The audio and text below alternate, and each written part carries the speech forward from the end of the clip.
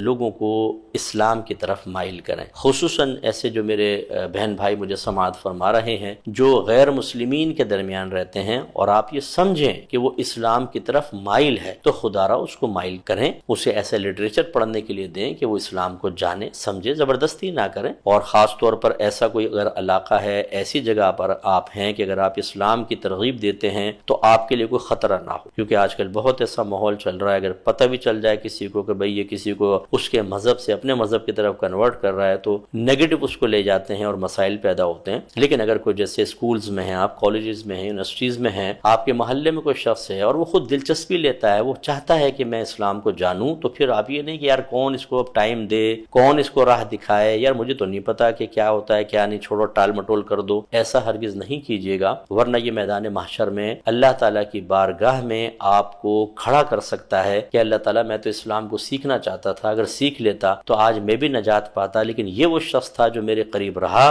لیکن اس نے میرے چاہنے کے باوجود مجھے اسلام کی دعوت نہیں دی، یا اسلام کا تعارف پیش نہیں کیا، یا اس کے لیے وسیلہ نہیں بنا، چلیں خود اگر نہیں کر سکتا تھا تو کسی تک مجھے پہنچا دیتا، یہ ضرور ذہن میں رکھیں۔ اس کے علاوہ جو فیس بک وغیرہ پر غیر مسلمین سے دوستی کرتے ہیں، خدا را ایک دفعہ تو ان کو کوئی دعوت اسلام دے لیں، اس کا طریقہ سیکھیں، اپنے اسلام کی بیسکس سیکھیں، تھوڑا ایک کوئی فرض علوم کورس کر لیں تاکہ آپ کو اسلام کا بنیادی تعارف حاصل ہو جائے، اور آپ کسی کو ایک دفعہ دعوت تو دے دیں۔ اگر آپ میل ہیں یا فیمیل ہیں، آپ نے دوست بنائے ہوئے ہیں میل یا فیمیل اور وہ غیر مسلم ہیں، اب آپ پہنچ جاتے ہیں جی ہائے ہیلو کیا ہو رہا ہے، آج دن کیسا گزرا، تم نے فلاں چیز دیکھی، فلاں ویب سائٹ، اچھا کوئی کورس کی باتیں، کوئی پڑھائی کی باتیں، کوئی ویسی اپنی پرسنل باتیں آدمی کرتا رہتا ہے، اور اس طرح کئی سال گزر جاتے ہیں۔ یہ کیوں نہیں ہم کرتے کہ اگر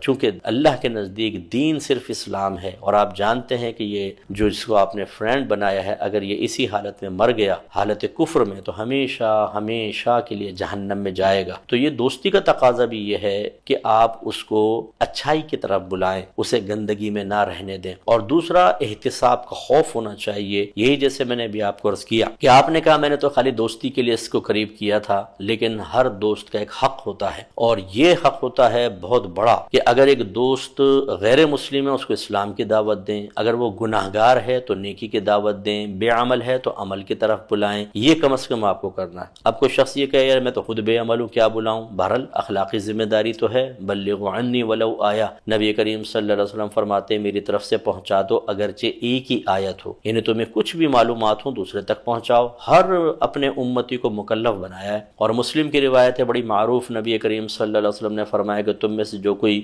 برائی ہوتے دیکھے اس کو چاہیے کہ ہاتھ سے بدل دے، اگر اس کی طاقت رکھتا ہے، ہاتھ سے نہیں بدل سکتا تو زبان سے بدلے، یعنی تلقین کرے، اور یہ بھی نہیں کر سکتا تو کم از کم دل میں برا جانے، اور یہ ایمان کا کمزور ترین درجہ ہے۔ اس کا مطلب ہے جب آپ دوستیاں کر لیتے ہیں غیر مسلمین کے ساتھ تو ان کی برائی تو برائی نہیں لگتی، ان کے عقائد کی خرابی آپ کو خرابی نہیں لگتی، آپ کہتے ہیں مذہب کو ہٹا لو، ہماری تو ویسی دوستی ہے، مذہب کبھی نہیں ہٹ سکتا۔ تو لہٰذا آپ یاد رکھیں کہ اگر آپ نے اس کو دعوت نہیں دی اور یہ میدان محشر میں پھنسے گا تو پھر آپ بھی پھنس سکتے ہیں کہ اگر اس نے اللہ کی بارگاہ میں عرض کی کہ یا رب کریم میں اس سے 6 سال 10 سال ہماری دوستی رہی، اس نے ہر طرح کی باتیں کر لی، اگر یہ ایک دفعہ بھی مجھے اسلام کی دعوت دیتا تو شاید میں اسلام کو کی اسٹڈی کرتا، میں اس کے قریب آ جاتا، میں مسلمان ہو جاتا، نجات پا جاتا، اور اس جرم کی پاداش میں اگر اللہ تعالیٰ ناراض ہوا اور آپ کے لیے بھی سخت فیصلہ ہو گیا تو کیا ہوگا؟ اس لیے دوستیاں وغیرہ کرنا یہ بہت خطرناک ہوتا ہے، دوستیوں کے حقوق ہوتے ہیں، ہمیں نہ حقوق پتہ ہوتے ہیں نہ فرائض پتہ ہوتے ہیں، اور خطرناک معاملہ۔